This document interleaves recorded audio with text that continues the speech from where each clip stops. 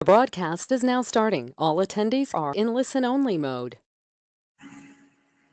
Hello everybody, and welcome to today's webinar, Personalisation using PPC. My name is Sarah and I'm the Marketing Manager here at Sagittarius and will be hosting today's webinar. I would also like to introduce you to today's presenter, Lucie, who is Digital Account Manager here at Sagittarius. Today's webinar is going to last around 45 minutes and it will consist of around 30 minutes of webinar and 15 minutes of questions. I would like to encourage you to write your questions in the questions box and we will answer those at the end. We will also share the slides from today's webinar with all of the delegates in the next few days via email and also via our YouTube channel. Now, without any further delay, I'll hand over to Lucie. Hi everyone and welcome to my webinar looking at personalisation using PPC. Today I'll be looking at ways that you can add some personalisation to your paid marketing, even if you don't have the budget for a fully personalised website. My name is Lucie and I'm a Digital Marketing Manager at Sagittarius. And Sagittarius is a digital agency with offices in Kent, London and internationally.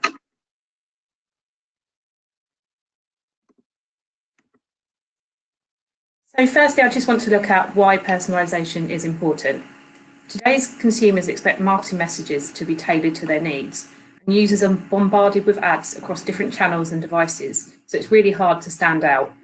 One way to ensure you add value for your content is to make it emotional or informative. And it's a great opportunity for a brand to identify with the user and connect on the shared value. Quality of the message is key with personalisation, not just sharing a standard message to the mainstream. You can also help guide the user through the sales journey from the first visit to your website through to choosing products and reducing the friction by making the path to purchase simple. Once you've had a full view of your customers, the next step is to reach them in the right moment with the right message, and reaching your audience is now much, much easier. Today I'll be looking at the following areas that will help you use personalisation into your paid campaigns.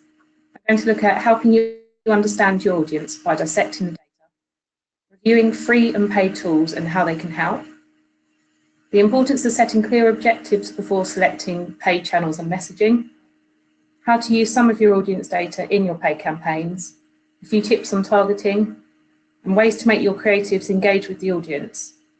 And then hopefully what you'll learn from each campaign, which will be key to improving on the next.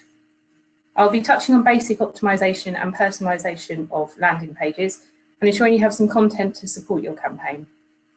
I won't be looking at personalization platforms such as Sitecore, which although Sagittarius do day to day, I will not focus on that in today's webinar. I won't also be looking at the programmatic and automated world of PPC, but the digital marketing team here at Sagittarius can also help you with that. Here I've put together a basic personalisation checklist, focusing on the key stages you should consider before setting up a campaign. Quite often we are so immersed in the brand that we work in that we skip through stages 1 to 3, insight, objectives and channels, because we believe we already know our customers and how to target them. But decisions should be based on data first. Your audiences change, the channels develop, and without testing you may struggle to increase growth.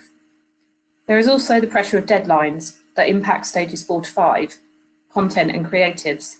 We push creatives and landing pages through to make sure we get them live in time, but don't forget to listen to feedback and create a variety of ads so you can refine once the data builds up. I would also recommend that each stage is reviewed with the wider team, with deadlines to ensure you're all on the same track and agreed on what your objectives are. I'm going to use these key stages as the structure of my webinar to allow us to look at the ways to make the most from each stage. So stage 1 is insight. Before you decide on what channels, objectives and creatives you should look at you need to look at the current data you have on your audience and how they behave. So this could be looking at Google Analytics, dissecting your CRM data or market research. Data can help you understand which audiences are likely to convert, what audiences convert at a higher value, the lifetime value of specific audiences, any cross-sell and upsell opportunities, what devices are being used, and the most valuable pages that lead to conversions. And there are a few tools that we use day to day at Sagittarius. Here are 6 of them. So we use Facebook Audience Insights, Google Analytics, AdWords, heat mapping tools such as Hotjar or Crazy Egg, A/B testing tools such as Convertise or Optimizely, and social scheduling tools such as Twiriad or Hootsuite. I'm going to run through a few examples of how you can use these tools. So Facebook Insights is a free tool which most of you have probably used before, but you can access this online or through your business manager account with Facebook. The way we use this is to understand the current database for all brands. You can upload your own data and analyse the user's behaviours. This could be people who have already purchased your product or people who have inquired previously. Any email addresses in these lists that are linked to a Facebook account will then be analysed by Facebook. You can see how they behave online and some more insight into their demographics. Here are a few examples of what this looks like. So the first example is what pages they may like. So here you can see the top categories would be things like brands such as Asda and IKEA and Disney, and then favourite movies such as Minions, Fast and Furious. So this will give you a bit of an overview of your customer database. The next type of information you can find out is what devices and how people engage on Facebook. So you can find out whether you should target your ads only to desktop or mobile and desktop, and also by device. Here you can also see how they engage with the type of Facebook channels, so whether it's an ad clicked or whether they like a page more often. So you can see and tailor what type of ad you send to them. And thirdly, there is the demographics, relationships and education data. So you can see out of the average for Facebook users, if it's more likely to be female or male, and also the education level and their relationship status. So all of this, if you've got a stronger amount of women that are buying your product, then you can obviously target a higher ratio of women and then filter it through. This all helps you decide how to target them in the most effective way and with what kind of message. Also, if you're looking at international markets, you can see a lot more data if you're uploading US data, including things like personas. Next, we're moving on to Google Analytics. So Google Analytics can sometimes be overlooked, and it's just used for traffic and channels. But there are so many features hidden within that could help you understand your audience. One report I like to use is the time to purchase report. This basically gives you an understanding of how long it is likely for users to convert. Here you can see in the example that for this brand, 76% of the users convert on the first visit to the website. You can then overlay a segment and see, for example, if mobile conversions are different to desktop in time to purchase, which will give you a good understanding of the opportunities you have to remarket to the same audience. The second report we look at is the interest report in analytics. If you add segments to this filter, you can look at people who have also converted, but you know what type of person you want to attract because they're already on your website. You can then match these categories with Google AdWords, display or search, so you can then target to expand your market.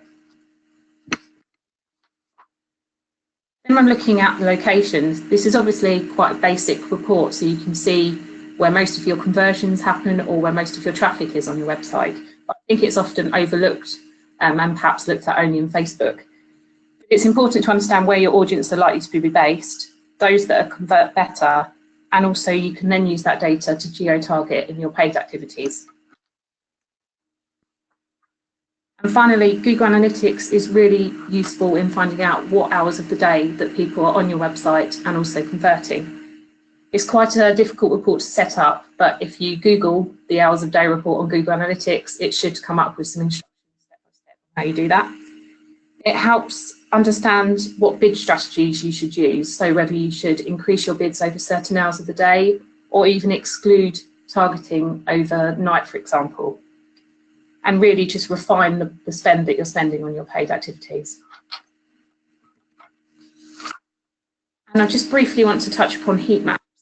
Heat maps can be a great way to look at the website behaviour and identify opportunities to improve engagement and conversions. You can view your landing pages, look at how the users scroll, the places that they're more likely to click, and also where they're not clicking, where they should be.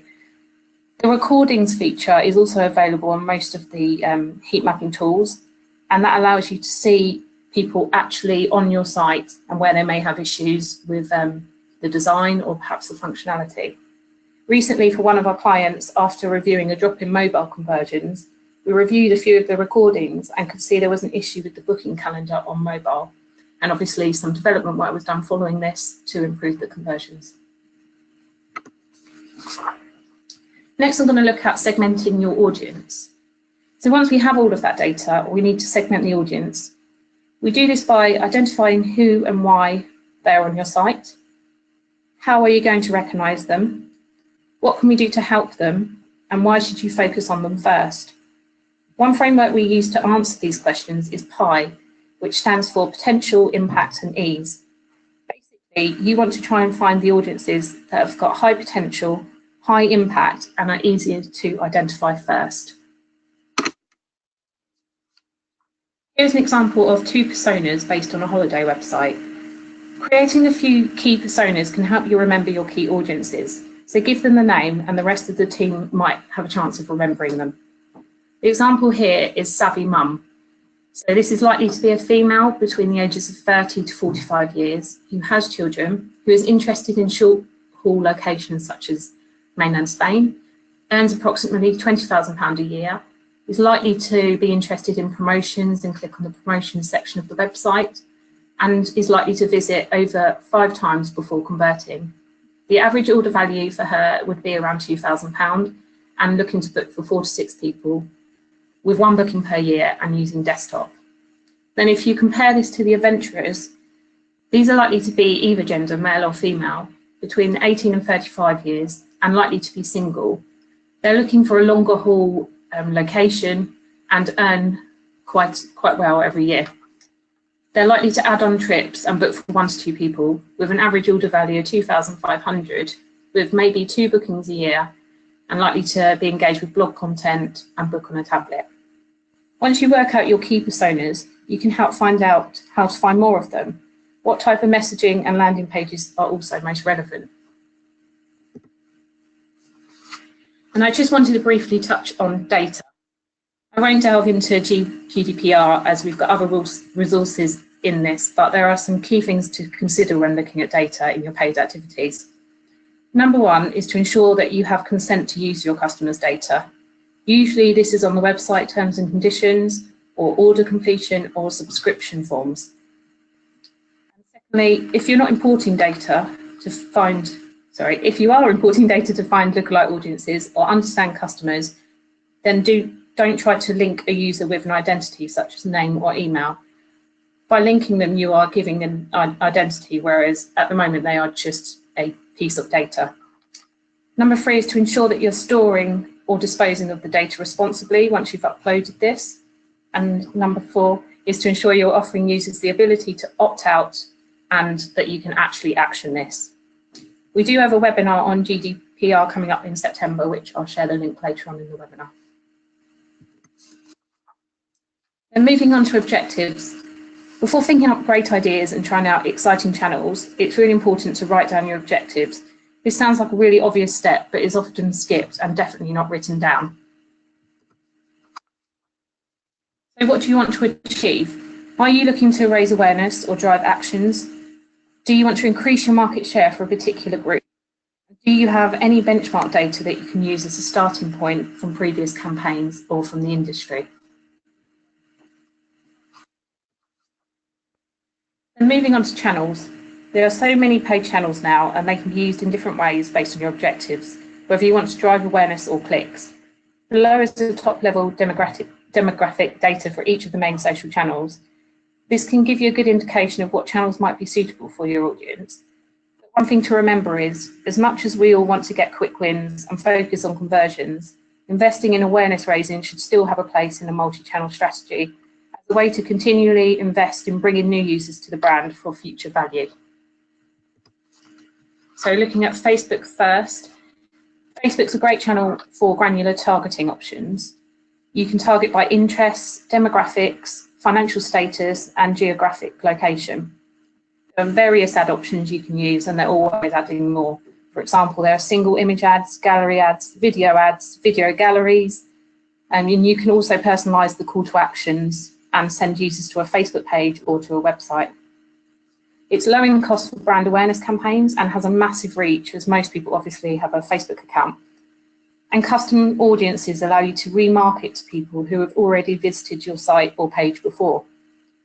Lookalikes allow you to expand and find similar people to your page followers or for your CRM data.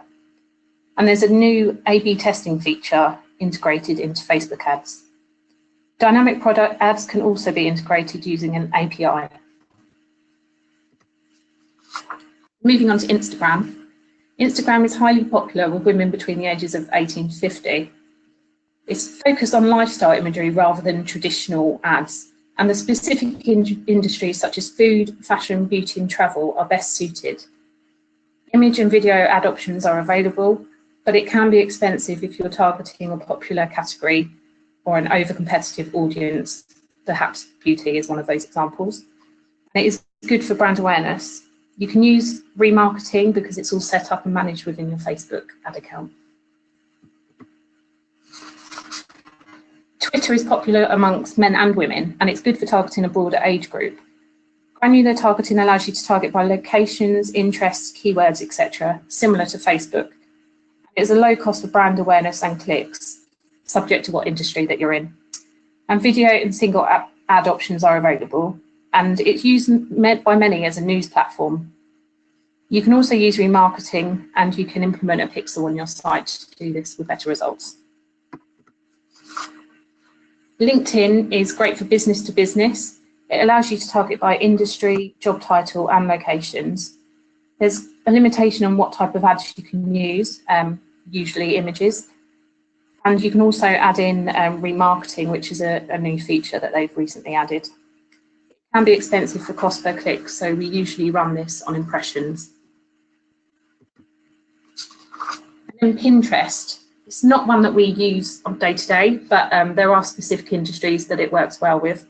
It basically involves promoting pins based on keywords. You're limited in the targeting options, but it is useful, as I mentioned, with key sectors such as design, food or hobbies. And there's also limited branding options, as you're generally just promoting pins rather than adding amazing creatives around your brand name. And then AdWords. I haven't got stats on AdWords, but obviously Google is the most popular search engine in the UK, and we would always recommend search and remarketing for most clients. If clients are looking to raise awareness, then display is also a great way to do this and at a low cost. So some of the benefits of AdWords: search is great at driving users who are already aware and interested in a product or service, and you can tell the intent based on the types of searches they make. For example, if you're looking for prices for a specific hotel in Mallorca, you're more likely to be ready to buy rather than someone who's just browsing at hotels in Spain. RLSA is a great way to bring users back to the site as well. It could be the initial site visit happened for a Facebook ad, but they've come back since by searching on a brand term and then are remarketed to with a search ad. If you're using A/B testing or a landing page tool, some of these allow you to dynamically insert keywords from the search ads into the landing page content, which makes it more relevant and makes it feel more quality when people arrive on that page. Display also allows you to target placements on specific websites, whether that's manually or by selecting key placements. And geo-targeting is a great feature, one that we've been recently using to drive online users to stores via mobile, based on proximity. And then just moving on to content. It's important to look at what content you've already got already and if there are any potential gaps. This section is more related to the website content and inventory. As paid ads require landing pages, it's an important area to consider. The main question is, do you have enough content? And can it be used in landing pages? Have you got strong call to actions on the landing pages? And what type of tracking have you got to show whether people have already been to a page? And do you have any goals or segments set up in analytics to track this? Do you need different landing pages for different audiences or channels?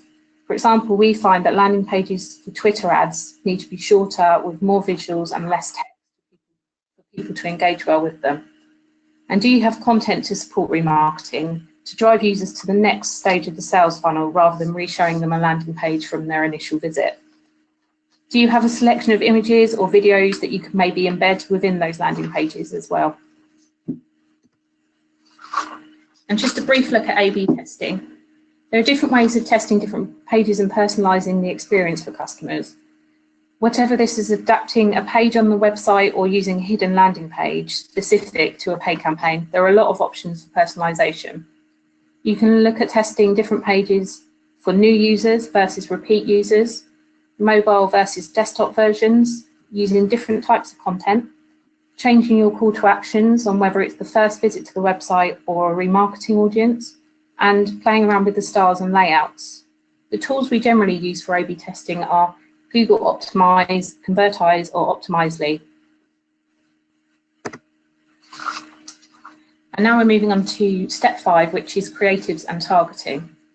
When it comes to creatives, you should invest time in planning what messages and imagery will work for each of your target audiences. Do you have resources in-house or work with an agency? Personalizing your creatives will involve creating more ad variations, but the investment is key.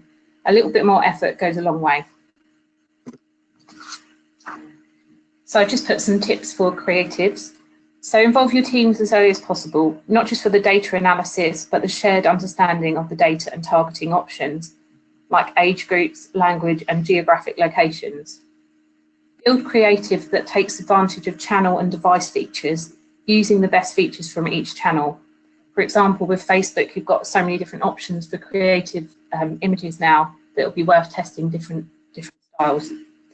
And use smart creative that personalizes the messages to the key audiences.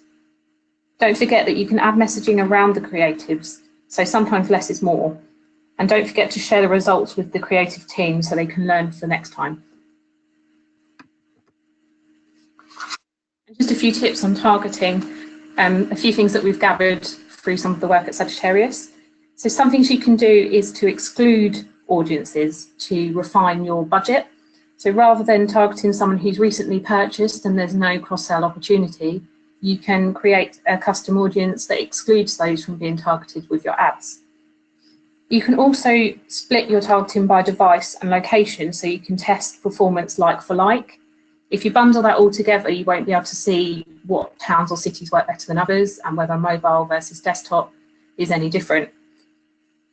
You can also test different types of messaging, whether it's emotional or informative, and see how the audience engages with that. And one thing that we like to do is to use analytics segments to test out remarketing audiences before creating them. Because you can, the analytics segments look at historical data, you can have an idea of how big those audiences are and whether they'll be suitable for remarketing. Then you can also convert them into audiences if they're ready. I've just picked a couple of examples. This isn't one of Sagittarius's ads, but it was one I remember seeing on my own Facebook feed. And it's looking at the Labour Party and how they use social media during their last campaign to influence the younger voters and motivate them to turn up and vote. The big discussion points in the manifesto being around scrapping tuition fees. So this would be a fairly easy way to target in social ads, including people in the UK between the ages of 16 to 18 years who are looking to go into further education. You could also look at the times of day that they're more likely to be online and by the devices they're likely to be using. This message is likely to be relevant to most of the people in this age group and will help drive awareness and a connection to the party. And there's a few stats that show that they really did engage with their audience. In 2017, the 18 to 24-year-old turnout for the vote was 58%, compared with 43% in 2015. An example 2, this is one of our beauty clients at Sagittarius. They don't sell the product directly on the website, so it's hard to see when a conversion has happened and how to track that. But our focus on previous campaigns is to get users to complete a skin diagnosis so we can collect that data and add it to their own CRM system. On this campaign, we use the data from people who completed the skin diagnosis by uploading this into a custom audience in Facebook. Instead of just uploading one list, we segmented the data into skin types and suitable products. This allowed us to personalize the ad content around the products they would have received in the post and therefore hopefully wanted to buy. This increased the click-through rate and gave users a personalised creative to increase relevancy and engagement. And then looking at optimisation. One of the big benefits of digital marketing is the amount of data you can see and the speed in which you can see it. When looking at the campaigns, it's key to check in and look at the performance frequently. If you have many creatives and audiences running, then this is the time to look at platforms reporting, but also looking Google Analytics and how each audience and ad creative are performing. It's important to also track each ad by using UTM tracking or other forms of tracking, so you can see the performance based on that single ad.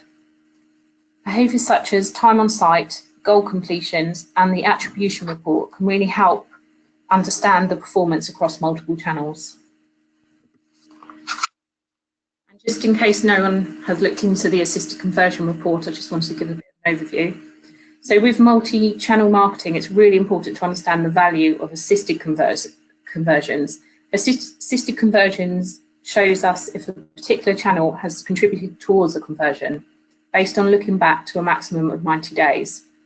Social channels such as Facebook, Instagram, and Twitter often contribute towards a conversion, but are not always the last click before a user converts.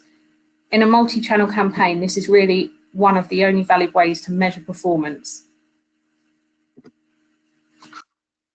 And things to look out for if you're looking to optimise. Check the quality scores and how the ad is performing. Look at the positive and negative feedback on your Facebook ads, as that will impact the amount you pay and also the impressions. Review the impressions if it's a display campaign, or the click-through rate and the actions if you're looking for a call to action campaign. And then review the cost per click or the CPM. Are you paying too much for this campaign compared with other ones that you've run recently? Check the frequency of the ads and ensure that you're not overexposing people to the same ad. That can be quite annoying for people and mean that they may hide your ads, which will affect your quality score.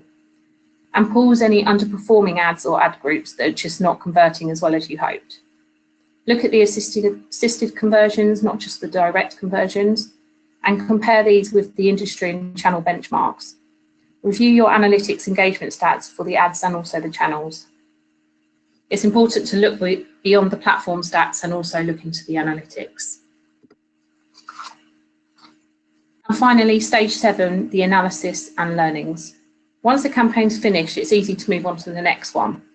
However, looking back over the performance data and reviewing the data in stage 1 is key to help you review what worked well and what to change next time. Successful campaigns are based on many learnings over a long period. Understanding your audience, what channels to use to achieve your objectives, and what ultimately achieves your goals. If you want to find out more about our services, or if you've got any questions on how to find out some of the features I've mentioned, please feel free to get in touch. We also have a couple of additional webinars coming up that may be of interest. Ruth, one of our account managers at Sagittarius, is hosting a webinar on the path to personalisation as part of the site called Global Virtual Summit on Thursday, the 14th of September, and the link is in this slide. And if you're interested in learning about personalisation and platforms and the opportunities. We also have Paul, our CEO, hosting a webinar around GDPR on Thursday, the 21st of September, if you're interested in learning about GDPR and the potential impact on your business. Thank you for listening, and any questions? Okay, thanks everybody. I do have a few questions which I'd like to ask you, Lucie. The first one has come up and saying, how far do you think you need to personalise the ad messages in PPCs, and how far should you go? I think that with creatives, your personalisation should be implied rather than direct. Sometimes showing an audience you know so much about them can actually freak people out. So if you know that you're likely to find a user who's interested in activity holidays, for example, then maybe show them some exciting images or videos in your ad around action and tailor it based on age. The key is to be helpful, but show them what interests them, not show them how much work is involved in trying to understand them, I think. Okay, great. And another question I have is, if you have a large paid a large paid budget and are looking at personalisation, what is the best approach to take? I think if you're doing it manually, it's probably fine for smaller campaigns that are perhaps running short term across a couple of different channels. I'd recommend if you've got a bigger budget and you're looking to do something to make an impact, then maybe programmatic or automation would work. Rather than looking at all the data and analysing this yourself, programmatic basically will learn based on performance and conversions. We generally use Crimtan and they install a pixel on your website. And not only does that help with the learning, but also it gives you an insight into your current website traffic and what your audience are currently doing and their demographics as well. And you can also use a service, it's an additional cost, I believe, but you can create dynamic ads. So rather than create each type of ad manually in different sizes, you can create a bank and it will show the right ad to the right audience based on their interest. So it's important to invest in a good sized budget though if you want to do kind of programmatic. Okay, great. Well, thank you, Lucy, and thank you to everybody who's joined today's webinar. That concludes today's webinar. As I said at the beginning, we'll share the slides with all of the attended and the registered delegates later on this week. And we hope to see you at a future webinar again soon. So thanks a lot for attending. Thank you.